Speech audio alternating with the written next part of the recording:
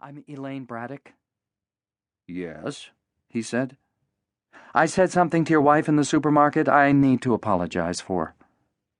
There was a pause, then the man said, "That was a year ago." I realize that, but I hope you'll tell her I'm sorry for the comment. A button on the man's phone began flashing, but he pushed it in and it stopped. "I can tell her that." And I apologize to you, too, Elaine said. He nodded. "Yes," he said. "Well, thank you." I won't take up any more of your time. She turned and walked out of the bank. As far as Elaine was concerned, the matter would have ended there, except that 2 mornings later a phone call came from Marion, and the banker's wife announced, as her husband had, that she also appreciated Elaine's gesture in making amends for the remark of a year ago. And this led, after a slightly awkward silence, to Elaine suggesting they get together, which they did, an hour later at the coffee shop in town, where, seated across the table from Elaine, Marion went more fully into her objections to homeschooling. "We just don't think they're being prepared for the real world," she said. "I'm sorry if you got the impression we don't think you're well-meaning." Elaine raised her cup to her lips. "The real world," she said. "That's our only concern." "Interesting." Elaine took a sip and returned the cup to her saucer. "What is?" "That concept of the real world. That's a good discussion subject for us." "For who?" "The 4 of us."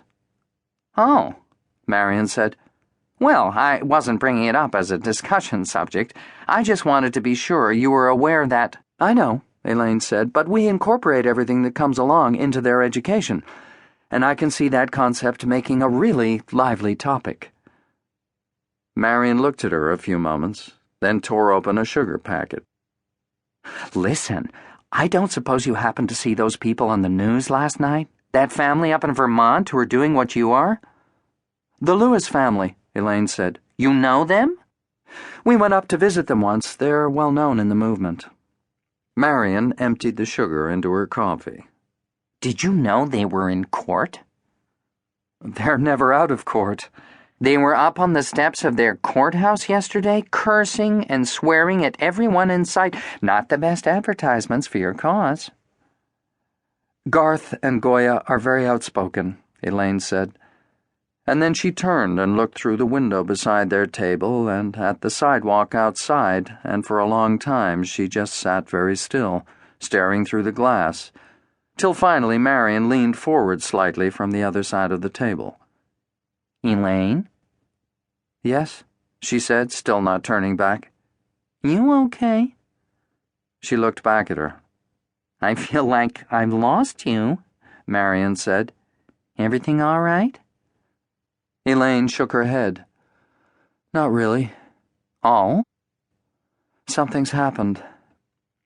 It was quiet for another few moments, then Elaine said, "Actually, maybe you could shed some light on it." "What is it?"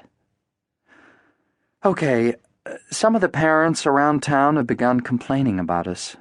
"They have?" "Have you heard anything about this?" "Nothing." Elaine picked up her cup again. "What did they say?" "Do you know Principal Claymore at the school?" "Ralph Claymore, of course." "I guess a group of them contacted him to say their children were upset by our situation." There was another pause. "But you haven't heard anything about this around town?" "Nothing at all." "Benjamin's going to meet with the school board about it, and if it turns out to be serious, he'll take his month off from the library now, so we can deal with it." "I've heard nothing," Marion said. "but that doesn't mean anything." Elaine took a sip from her cup. "Of course, Benjamin thinks they're making it all up." "Who is?" "The school board." "Making what up?" "About the other parents, inventing it to get the boys back in school." "Oh, no, Elaine." "He thinks we've become an annoyance to them and they've just concocted the story." "The board would never do that," the other woman said. "Do you believe that?" "I just don't know." Elaine turned her wrist so she could see her watch.